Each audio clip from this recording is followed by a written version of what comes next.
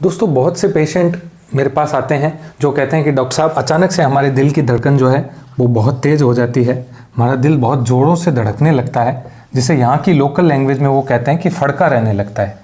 आज मैं आपको इसका पूरा साइंटिफिक एक्सप्लेनेशन बताऊंगा कि अचानक से दिल की धड़कन बढ़ने का क्या कारण हो सकता है और हमें इस बारे में क्या सावधानी रखनी चाहिए।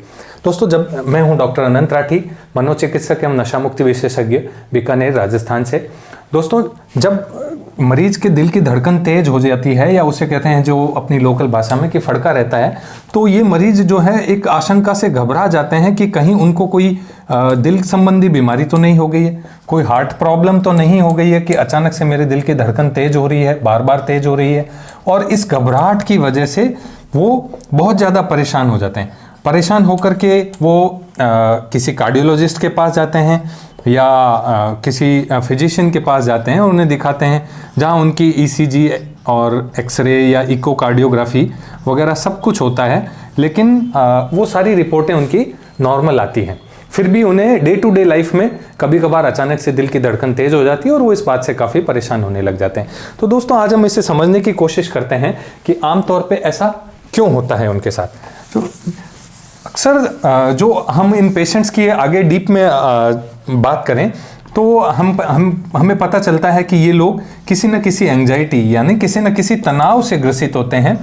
और ये तनाव जो होता है, ये तनाव ही उन लोगों के बॉडी के अंदर एक जो नर्वस सिस्टम होता है, जिसे हम कहते हैं ऑटोनॉमिक नर्वस सिस्टम, इस नर्वस सिस्टम को एक्टिवेट कर देता है। ये नर्वस सिस्टम हमारी बॉडी को तनाव से लड़ने के लिए तैयार करता है।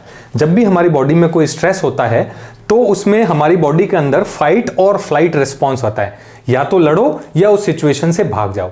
इन दोनों ही कंडीशन में क्या होता है, हमारी बॉडी की मसल्स को एक्शन करना होता है, चाहे लड़ने के लिए चाहे भाग जाने के लिए। उन मसल्स को ब्लड की सप्लाई बढ़ा दी जाती है ताकि वो एक्शन में आ सके, उनमें एनर्जी ज़्यादा से ज़्यादा पहुंच सके। और इस ब्लड सप्लाई को बढ़ाने के लिए बॉडी हार्ट की रेट बढ़ा देती है, दिल की धड़कन को तेज कर देती है ताकि ब्लड सप्लाई उन मसल्स में ज़्यादा जाने लग जाए, उनमें एनर्जी पहुंचे और व्यक्ति या तो लड़े या भाग जाए। इन दोनों स्थिति में उसे ऊर्जा मिलती रहे। तो आप समझ गए ना कि एंजाइटी में जब भी हमारी ऑटोनॉमिक नर्वस सिस्टम एक्टिवेट होती है तो ये एक हमारा नॉर्मल रिस्पॉन्स है, ये अबनॉर्मल नहीं है कि हार्ट रेट बढ़ जाना। ये हमारा एक नॉर्मल रिस्पॉन्स है, एक एंजाइटी का सिम्टम है, एक एंजाइटी का ही लक्षण है कि उसकी हार्ट रेट बढ़ जाती है ताकि वो व्यक्ति बच सके या उस सिचुएशन का सामना कर सके। लेकिन प्रॉब्लम कहां आती है दोस्तों? प्रॉब्लम वहां आती है कि जब ओवर एक्टिवेट एएनएस होता है, यानी ऑटोनॉमिक नर्वस सिस्टम बहुत ज्यादा एक्टिवेट होने लग जाए, हर छोटी छोटी बात में एक्टिवेट होने लग जाए, या कभी कभार बिना कोई बात के या जस्ट थोड़ी सी सोच लेने से एक्टिवेट होने लग जाए और बैठे बैठे उस व्यक्ति की हार्ट रेट बढ़ने लग जाए। और उस बढ़ी हुई हार्ट रेट के कारण व्यक्ति जो है अपने काम में फोकस नहीं कर सके, कहीं भी अपना जो है किसी से मिलने जाने में उसे डर लगने लग जाए, या जो वो भी सारा भी जो उसका ध्यान है वो बस उसे 24 घंटे उसकी हार्ट रेट की तरफ ही रहने लग जाए, तो ये एक प्रॉब्लमेटिक सिचुएशन हो जाती है। दोस्तों अगर जब over active autonomic nervous system हो जाए तो इस स्थिति में हमें मरीज को किसी मनोचिकित्सक के पास लेकर के जाना होगा, क्योंकि जो रूट कॉज है इस धड़कन का या फड़के का वो ये एंजाइटी है।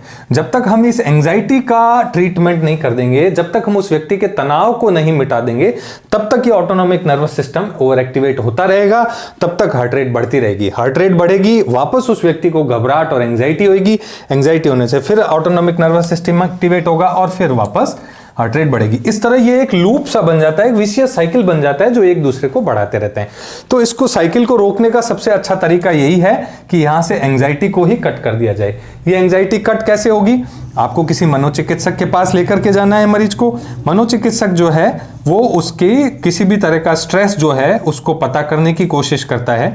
उस स्ट्रेस को कम करने के लिए अगर वो जरूरी समझे तो कुछ दिन दवाई देता है, काउंसलिंग भी करता है, और जब उस व्यक्ति का स्ट्रेस लेवल बॉडी के अंदर कम हो जाता है तो अपने आप ही उसका ऑटोनॉमिक नर्वस सिस्टम नॉर्मल होने लग जाता है और धड़कन उसकी कंट्रोल रहने लग जाती है। आशा करता हूं आपको मेरी जानकारी समझ में आई होगी।